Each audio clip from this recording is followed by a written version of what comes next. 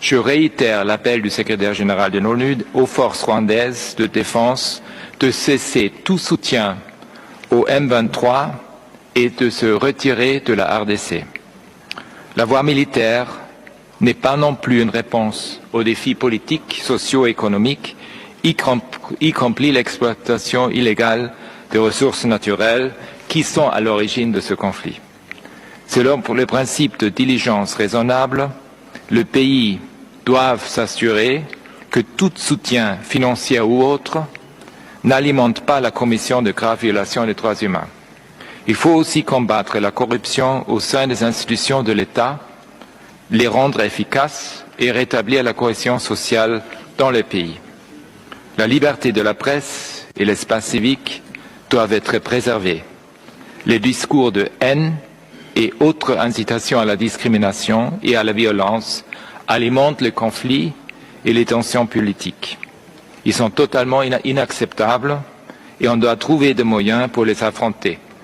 J'appelle les responsables politiques et économiques et communautaires à jouer un rôle positif dans la promotion de la cohésion sociale. Excellences, le peuple congolais souffre des horreurs depuis des décennies. J'exprime mon entière solidarité avec les victimes, les familles et les défenseurs des droits humains. Combien d'innocents doivent encore perdre leur vie pour qu'enfin on puisse voir naître une réelle volonté politique pour résoudre cette crise. Il est de toute urgence pour tous les acteurs impliqués avec influence d'agir pour mettre fin à cette situation tragique. Merci beaucoup. Je vous remercie pour votre déclaration et je donne maintenant la parole à Monsieur Surya Deva, président du comité de coordination des procédures spéciales, qui va nous adresser par vidéoconférence. Victoire aujourd'hui au Parlement européen. Ça fait 2 ans qu'avec le PTB, notre groupe de la gauche, nous nous battons ici pour arrêter la coopération militaire entre l'Union européenne et le Rwanda, parce que le Rwanda joue un rôle actif dans les massacres, dans la guerre à l'est du Congo. Et aujourd'hui, grâce à la mobilisation, une majorité des députés européens ont voté en faveur d'un arrêt des transferts d'armes vers le Rwanda. Et deuxième victoire, ça fait 1 an que nous nous mobilisons pour que l'accord privilégié entre le Rwanda et l'Union européenne sur l'exportation des matières premières volées souvent au Congo, exportées en contrebande par le Rwanda, soit arrêté.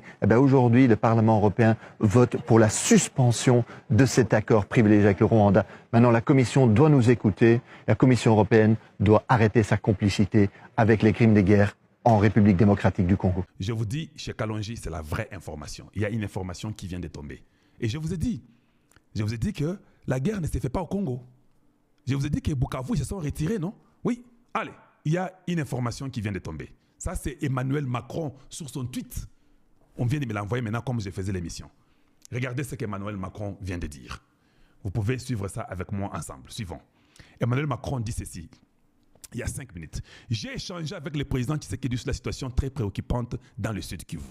Nous avons exprimé notre accord sur le point suivant. Nous appelons à un cessez-le-feu immédiat qui doit être respecté par toutes les parties. Le M23 doit immédiatement se retirer de Bukavu. Des garanties de sécurité doivent être données pour permettre le retour sans délai des autorités civiles et militaires à Bukavu. Le M23 doit se retirer de l'aéroport de Kavumu et permettre le vol civil et humanitaire sans entrave. J'appelle le Rwanda à soutenir la mise en œuvre de ces mesures d'urgence. Tu vois, et puis l'autre là qui dit à Bukavu, la coalition rwandaise, elle est à avoir communiqué sa réalité qui risque... Donc, vous avez compris?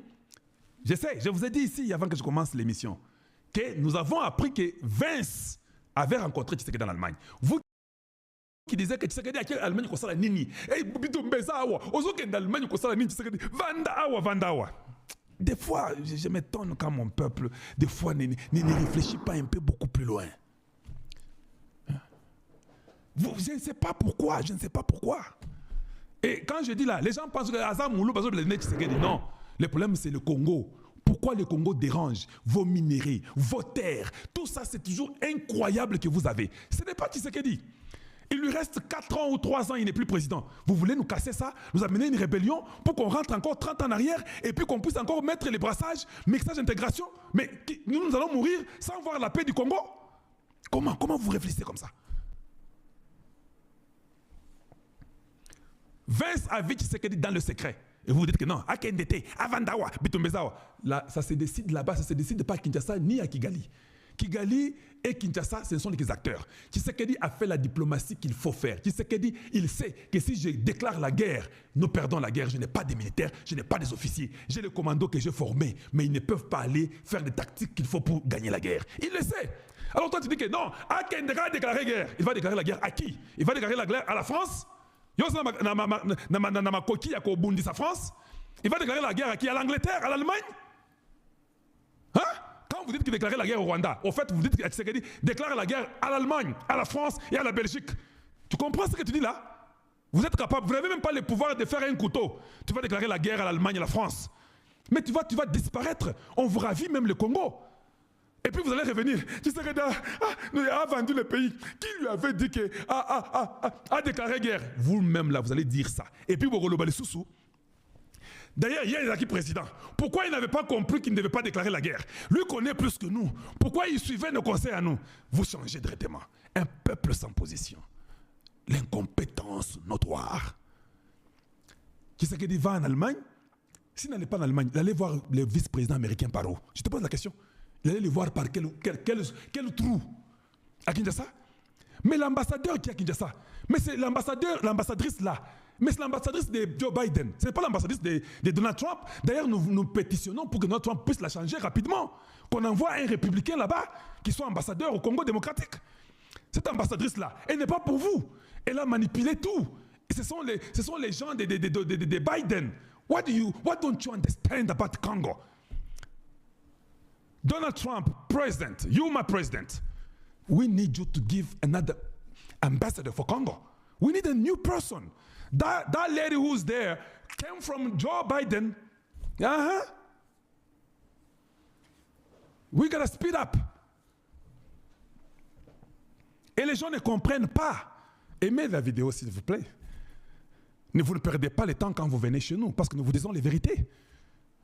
Je vous ai dit que Vince a vu Tshisekedi dans le secret. C'était caché. Il n'y a que l'envoyé spécial de Trump qu'on a vu avec Tshisekedi. Mais comme c'est le vice-président américain, ça doit se passer dans les secrets. Nous avons appris que Vince a dit à Macron, la situation du Congo, nous sommes au courant. Nous connaissons tout ce qui se passe au Congo. Vous devez arranger cette messe-là rapidement, avant qu'on puisse dire un mot. C'est ça que Vince lui a dit. Vous devez arranger cette situation-là au Congo rapidement. Avant, parce que les espions du monde, c'est qui? Tu ne peux pas être une grande puissance mondiale si tu n'es pas le plus grand espion. Si les États-Unis prônent qu'il est le plus grand puissant du monde, ou bien la plus grande puissance du monde, il doit avoir les espions partout pour être à mesure d'avoir l'idée de ce qui se passe. La Chine essaie de sa façon de faire la même chose. La Russie essaye, les pays du monde essayent, mais les États-Unis ont les espions partout. Ils connaissent, sans vous mentir, tout ce qui se passe au Congo là. Ils savent qui sont à Goma, qui sont à Bukavu, qui sont dans le Lubero, Butembo, Beni. Ils sont au courant de tout. En Ouganda, comment les militaires ougandais sont au Congo, les Américains sont au courant de tout. Allez-y même dormir, qu'on ne vous mente pas. Ils connaissent tout. Ils connaissent combien de minéraux quittent Rubaya, les coltans qui vont en Europe, qui vont en France, en Allemagne. Les États-Unis au courant de tout. Oui, qu'on ne vous mente pas, ils savent.